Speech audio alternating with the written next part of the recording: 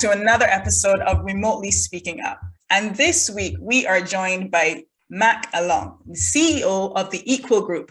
And the role of the Equal Group is to help organizations fight discrimination and bias using data and technology. So Mac is here this week to talk to us about how we can reduce discrimination and bias in the online workspace, especially using data and technology initiatives. So Mac, welcome to the show, and thank you so much for joining us. And tell us a bit about how you went from working in the energy sector to fighting discrimination full-time in this way. Yeah, firstly, thank you for having me. Really pleased to be here. And yeah, as you said, my background is in the energy sector. So I spent 10 years as a regulatory consultant working for the likes of KPMG, National Grid, the UK and Scottish governments. And initially when I joined the industry, I'm not sure how much you know about the industry, but the industry is quite, shall we say, lacking in diversity. And something that I thought would just change over time as society became more diverse. There were a lot of kind of diverse individuals coming through the entry-level positions. So I thought over time the industry would diversify. And essentially after 10 years, that wasn't the case. So I've always tried to tap into other people's perspectives and opinions. So I started speaking to more leaders within the sector to see whether they saw it as an issue, which they did, but attached to that was kind of a fear of not wanting to say the wrong thing or do the wrong thing, which led them to really take a kind of let's wait and see approach rather than being really explicit and intentional in terms of trying to drive that change across the industry. And I started kind of looking around at what other organizations were doing related to equality, diversity and inclusion, and found that the approaches were quite simplistic and quite generic. So the typical approaches were things like training, annual unconscious bias training courses. And I found that there was a lack of specificity around what the interventions were. And the more I looked into it, the more I found that there was a lack of data being used. And my role as a regulatory consultant typically was to use masses and masses of kind of qualitative and quantitative data to help organizations to understand what the current position was, and also looking out to the next 5, 10, 15 years to understand how that regulatory position might change and the impact and implications that would have in terms of how business is operated. And I really reflected on, why are we not taking a similar approach to equality, diversity, and inclusion? Why are we not looking at data? Why are we not looking at intersections of individual identities and looking at what specifically needs to change, and also measuring or being able to measure both in quantitative and qualitative terms the outcomes of the interventions that we're doing? And essentially that's how we got started. So much there, and you picked up one of my pet peeves when it comes to managing diversity and inclusion, is that it's a kind of one-size-fits-all approach that a lot of organizations take, especially unconscious bias training. And I've been in some sessions with unconscious bias training where they're using examples of, okay, this is a table, and you look at a table from this angle. For one person, the table looks like that, and for another person, the table looks like that. So to conclude, we have different perspectives as people, and that's as far as it goes. And that doesn't really deal with the nuances that, let's say, different groups of persons face. Let's say disabled person, let's say blind disabled persons, or let's say when we're talking about race, let's say Black Caribbean persons versus Black African persons versus Pakistani, or whatever the case. So you're very much right in terms of the need to drill down in terms of just addressing those issues. And how does technology help you to do that? How do you guys at the Equal Group use technology to do that, to help companies do that? Yeah, so really it's about leveraging as much data as possible. Our approach essentially is to match the qualitative and the quantitative. So looking not just at who's in the organization. I think a lot of companies focus on equality, diversity, and inclusion initiatives. Whereas when you focus on just the numbers of individuals within an organization, you miss the nuance that sits behind that. As you said, looking at intersections, looking at different protected characteristics and also non-protected characteristics. But then also you miss the substance. You know, there's no point having a 50-50 gender diverse board if women or non-binary individuals feel like they are constantly overlooked or underappreciated, or feel like they can't get their opinions across. That's really important to match the quantitative with the qualitative. In terms of how we use technology, we've got our own system, which is EDI Data Hub, that helps to collate that information and visualize it in a way that makes it more meaningful for organizations. So typically what we found with organizations that we've worked with is that even if they want to take a data-driven approach, it takes them kind of 6 to 9 months to really make that data meaningful. So either to collect it or to visualize it or to present it in a way that leadership teams can get to grips with it quickly and start to action it.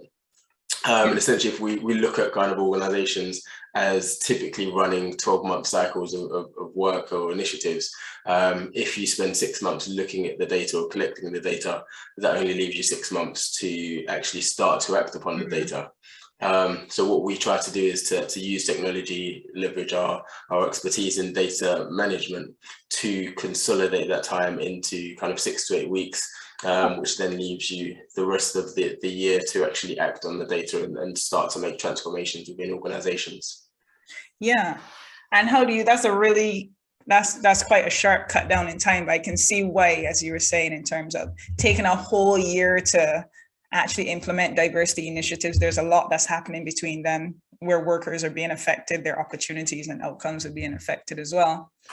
So in terms of this shift, because, you know, in 2020, 2021, with the COVID pandemic, everyone has moved towards, or majority of companies have moved towards remote work. And a lot of companies have decided, well, this is what we want to do now. We want to pursue a hybrid model. We want to do remote work full time. Has that affected the work that you do?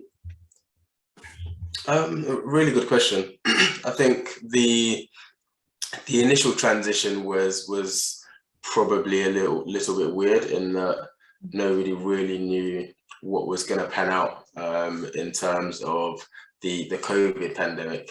But I think the COVID situation has forced people to really look at how they engage with remote working. A lot of the work that we did historically, kind of pre-pandemic, was on site. So we prided ourselves in being on site, being present for organizations to really ask us questions and get to know us.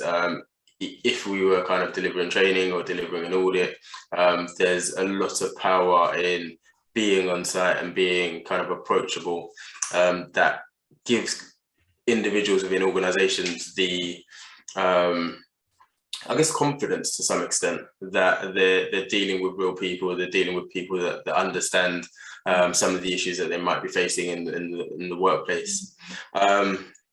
I guess as we transitioned more to remote working, it felt quite natural. It felt quite, something that we probably should have been doing sooner. I think being remote has also allowed us to change the way that we do certain things. So a lot of the focus groups that we run are dealing with quite sensitive matters. Being remote allows us to really implement anonymity, so we can turn off people's cameras, we can change people's names on kind of video calling platforms. That gives people the ability to contribute to conversations without fearing that they're waving a big flag indicating who they are. So those are kind of the positives that we take from it. We've also been able to really increase engagement levels because everybody is kind of at a computer and for the most part at a computer, which means that they're available to participate in some of the group sessions that we run or the surveys that we run. So it has really kind of driven home the importance of being connected and engaging. And what about from the organizational side? So for example, whereas let's say before companies struggle with diversity and inclusion and they came to your company to address this using data, Now that they're in the remote workspace, do they come to you for the same problem, or has the problem been, let's say, I don't want to say added to, but what are the challenges that remote work has presented for clients who now come to you when they're tackling diversity and inclusion issues? Yeah, really good question. And I think the issues are still the same. I think organizations are probably more aware of the importance and the significance and the implications of those issues. So for example, with kind of parents, when they're working from home or homeschooling, there's a number of considerations that need to be taken into consideration in terms of how children or childcare or lack of childcare can affect your ability to work a certain way. So there's been a real drive for more flexibility in terms of how organizations or the expectation that organizations have when engaging with their workforce. I think there's also been other considerations in terms of accessibility for those with disabilities or neurodiverse conditions. There's also considerations around kind of mental health, thinking about this. I guess when you're remote working, there is sometimes a tendency to overwork and to not have that separation between kind of work time and private time, and the two tend to merge. So we've had a lot of organizations just trying to grapple with the idea of, how do we encourage people to continue to work hard, but also look after their mental health and ensuring that they've got that time and that separation.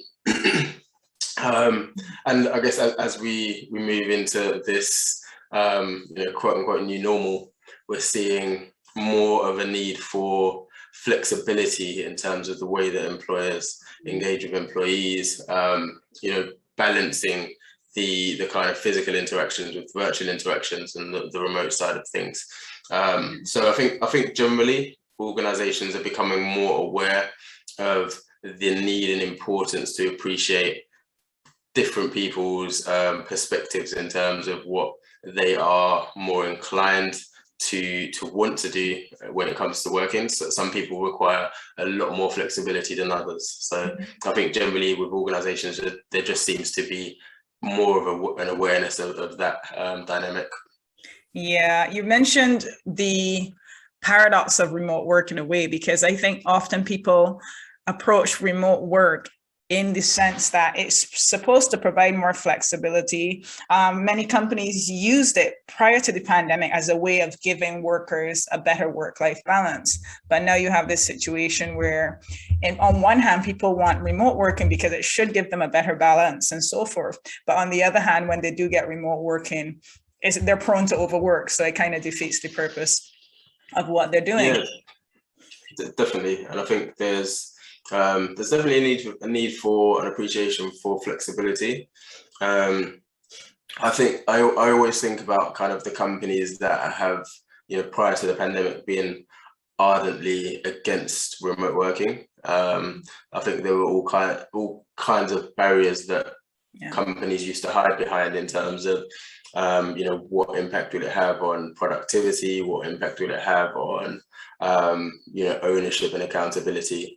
And, those organizations have had to learn pretty quickly that remote working, firstly, is a possibility, and secondly, can actually lead to greater levels of product to manage the way that they work and fitting work around their home life as well. Yeah. One of the concerns as well, and you mentioned it a bit earlier in your earlier comments, is also where you're managing that physical and online presence at the same time.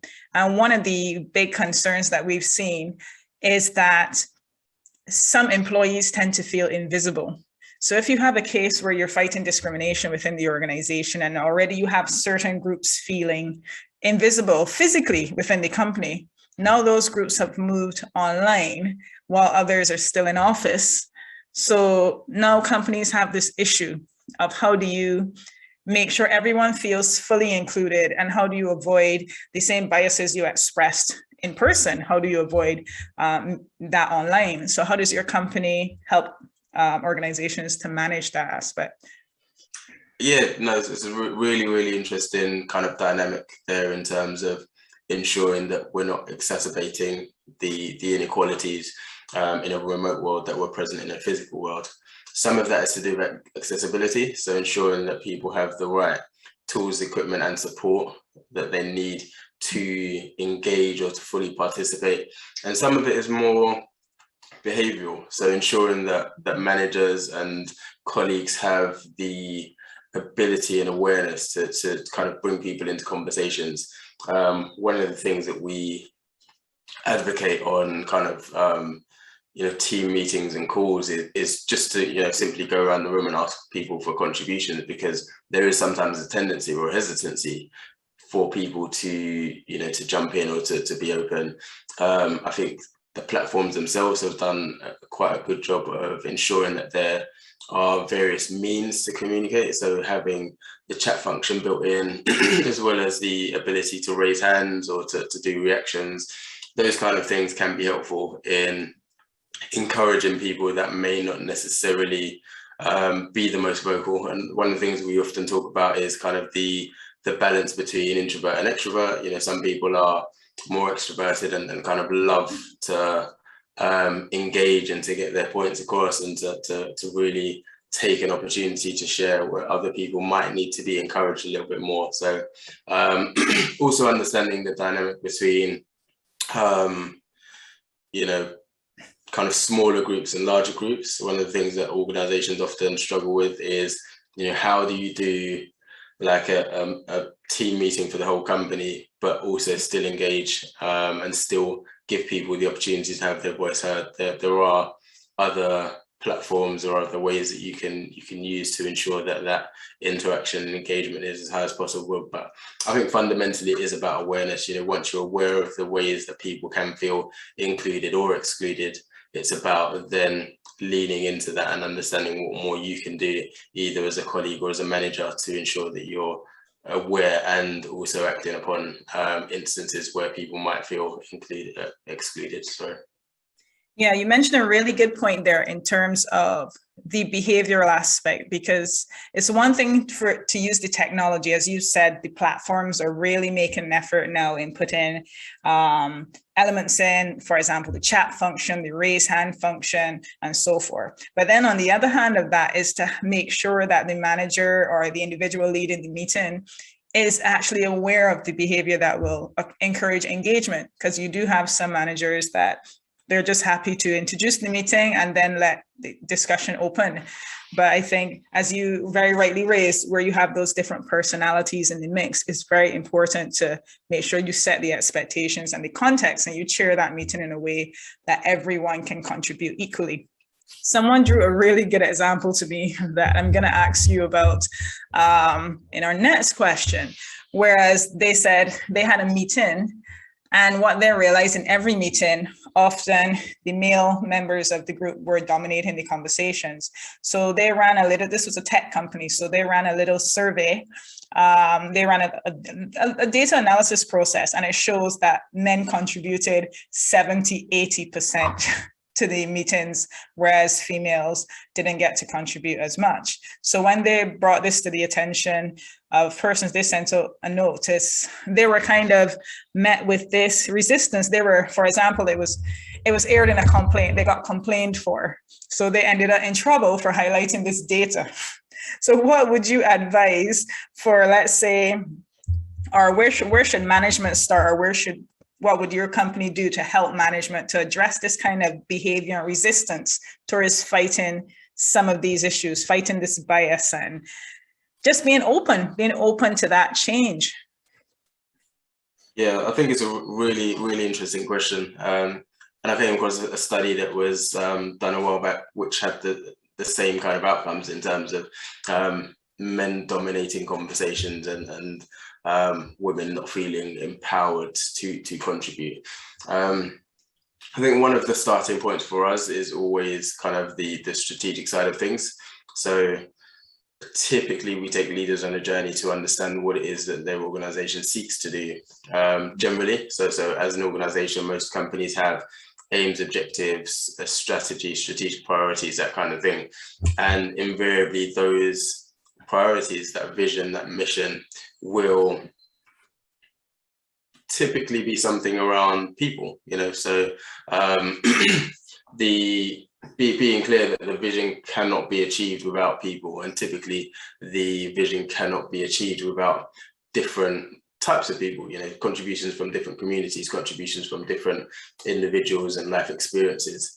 So I think once leaders are tuned in to the importance of diversity and inclusion generally, and understand how fundamental it is to the achievement of their vision, the achievement of their aims and objectives, it's then easier to bring them along to say, actually, can you now see how certain behaviors, such as men dominating group conversations, could lead you to get or deliver adverse outcomes? So if you're developing a product, would it not be beneficial to have as many perspectives feed into the development of that product as possible, rather than having 2 or 3 similar individuals with similar mindsets dictating, what the specific development or improvement that you're working towards is. And once leaders really understand the benefits that can be derived from encouraging different voices and encouraging different opinions, they will then see it as a priority for them to facilitate conversations in a way that invites people in, that encourages people to share different perspectives and different mindsets and really leverage the diversity of thought. There's also something to be said about the support that is needed for leaders. So for some, it may not come natural to them to encourage people to contribute, or managing in a way that is inclusive. So that, the onus then is on the organization to identify, who needs more support in encouraging these conversations, and what does that support look like? Yeah, well, I think it is definitely a hard battle that you're fighting on a daily basis, because often those conversations, they bring so many feelings up in people. They bring this natural defense up often. So often the issue is trying to get managers to kind of be willing to be vulnerable in the first place. And then from there, then kind of being willing to try new initiatives. And as you said, really putting the benefits forward to see how that works. So what did you find, just tracing back a bit to last year? Because I imagine your work got quite interesting after the summer of last year with everything that happened with George Floyd in the States and so forth. So how did that affect the work that you do in terms of using data and technology in this way? Yeah, again, really interesting question. I think for me personally, I think it was a bit of a hard time, but also quite refreshing, because it kind of reinforced everything that we've been doing up until that point. I think there was quite a sea change for leaders, and a realization that what they had done to date for the most part was insufficient and inadequate. I think there was a mass realization that more needs to be done to achieve equality generally, but specifically racial equality. So I think there was a huge kind of wake up moment, and I had a lot of conversations, really kind of heartfelt conversations with leaders that were essentially asking, what do I do? How do I, as a white middle-aged middle-class man, or in some instances, white middle-aged middle-class woman, how do I engage with a conversation about race when everything that I had learned to date was about, not seeing color and being colorblind? And I think people slowly having the realization of how problematic statements like that are.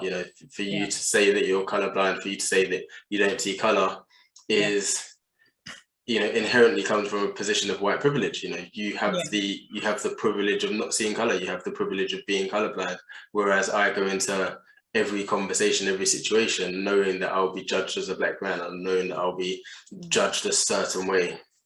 So yeah, there's a real kind of turning point. A lot of the work that we did at the time was facilitating kind of cross-company conversations around race, really educating people as well about what systemic structural racism looks like. I think a lot of people have a tendency to really have kind of a simplistic view of racism, whereby they see, you know, somebody using a racial slur as racist, whereas they don't necessarily see, you know, one of the things we always say is if a system outputs different outcomes for individuals that differ based on race, you know, that is systemic racism. But people haven't really taken the time to unpick what that looks like in real terms, you know. So the fact that black women within the UK are 5 times more likely to die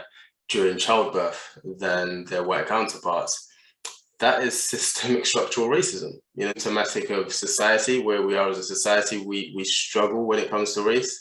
And a lot of it is also kind of rooted in ideological differences. So individuals feel that there are a greater level of differences between races than there actually are. And that tends to shape the way that people treat one another. And I think that the murder of George Floyd was kind of case in point, in that if that had been a you know, white man that was accused of a crime, would he have faced the same outcomes as George Floyd? Yeah. Definitely not. So it's really about looking at the systems and the institutions and also the organizations closest to home. So as a company, you know, how does my company treat black people versus white people, or you know, disabled people versus non-disabled people, or just being really attuned to the different outcomes that the individuals or groups of individuals can experience within organizations. And for me, that is fundamentally, it has to be rooted in data. Yeah, I imagine that came as a very sort of open, I don't know, a very sort of scary conversation for a lot of leaders, kind of admitting that I have this way of looking at things that might not be the best for my employees. So with companies now trying to change that, you're helping companies trying to really use diversity and inclusion practices that make a difference. That's not just rhetoric, and do that in a way where they're applying the data and they're using the actual facts to actually make sure that everyone in their company has an equal opportunity to the various outcomes and benefits. What should companies be doing then to ensure that? What would you say, for example, are some best practices when it comes to DEI and, let's say, using your data, leveraging your data to do that? Yeah, really good question again. And I guess coming back to something that you mentioned earlier in terms of the fear with leaders sometimes broaching that conversation around race and racial equality. I think one of the things that makes it easier for leaders is to really leverage the data. So it's about ensuring that you've got that robust foundation to say, this is what we're doing, either in relation to race or any other areas of diversity and inclusion, and saying this is why, you know, this is what the data shows us, this is what the data shows us about the different outcomes that our colleagues or even our clients and customers face. Therefore, it becomes less a thing that should be feared. It's less of an opinionated thing. It's more of a, you know, fact-based, data-driven approach. In terms of best practices, I always kind of shy away from this question, to be honest, because I feel like organizations sometimes look to what other organizations are doing or what's happening in other sectors without really doing the work to understand what is it that you need as an organization. And for me, that starts with data. So what does the data tell you about your current situation, and therefore what do you want to do as a result to address the discrepancies between different communities or demographics? I think In terms of general, I'll kind of give an indication of kind of general best practices. So starting with data first and foremost is great practice. Having a clear equality, diversity and inclusion vision, which is tied to a strategy, is really fundamental.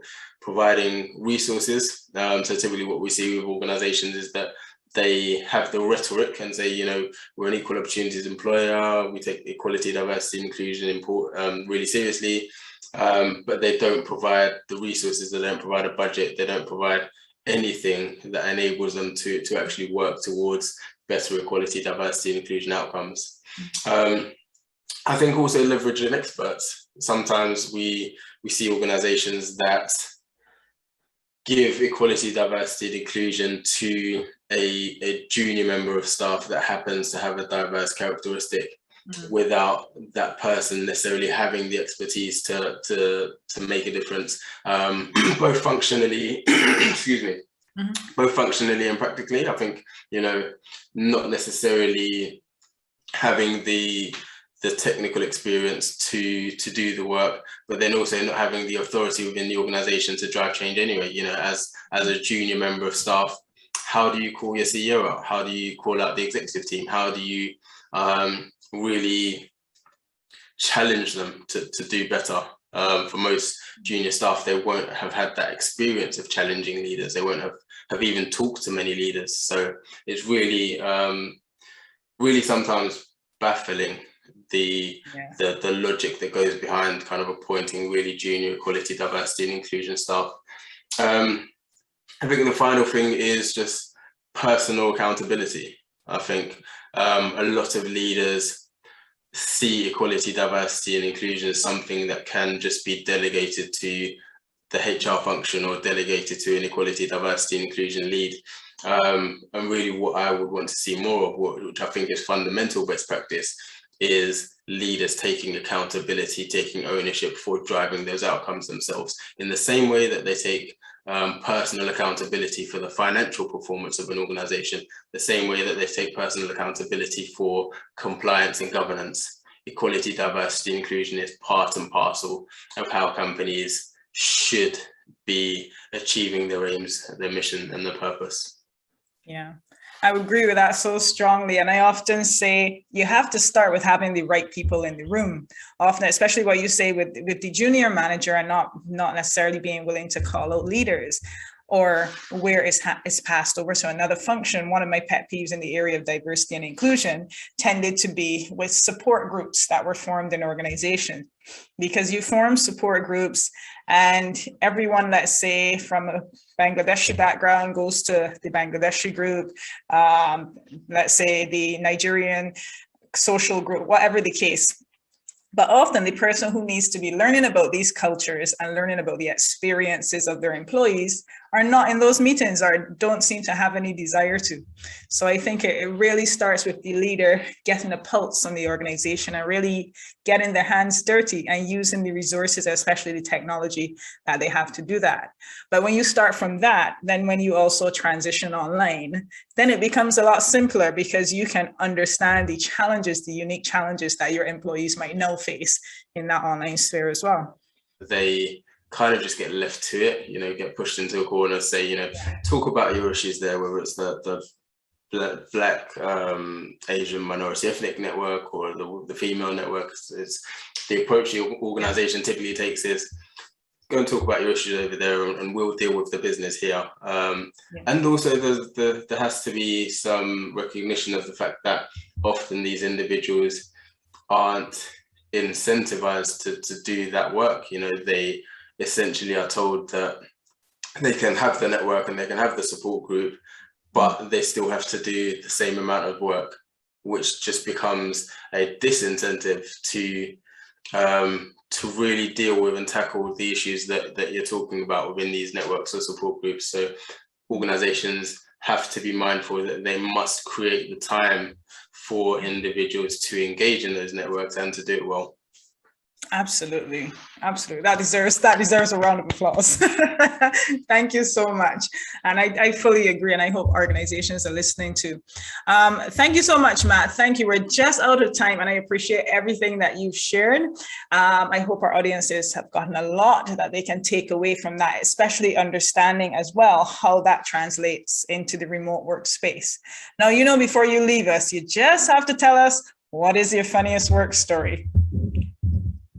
So I always struggle with these kind of questions, and I'm pretty sure that there's like loads of funny work stories, experiences, and I won't necessarily. Yeah, so I'll kind of give a recent one. So we had our first kind of team meeting for over a year, just 2 days ago. So on Wednesday, and we were evacuated. So halfway through the meeting, the building was evacuated. And this, I guess it's not really a funny story, but for me, I was always taught growing up that when the fire alarm goes, you leave everything and you exit the building and follow the instructions. So I was trying to set a really good example, like, okay, yeah, let's leave our laptops, leave our bags, and kind of exited the building. And I found that was just a terrible mistake. Like I just felt lost without my laptop, and we ended up going to another building to continue the meeting, and I just didn't have anything. So it was kind of a lesson for me in terms of, okay, obviously don't delay getting out of the building, but also you might want to take your laptop with you. Yeah, I think there's a lot that we start to question as adults, all this stuff that you were told when you were young. Yeah, I know they say to safety, but then that's kind of the first thing I take as well. Maybe it's bad practice, who knows? But thank you for sharing that. And thank you to our audiences for joining us for another week. And this has been another episode of Remotely Speaking Up. So take care and we'll see you next week. Bye. Thank you.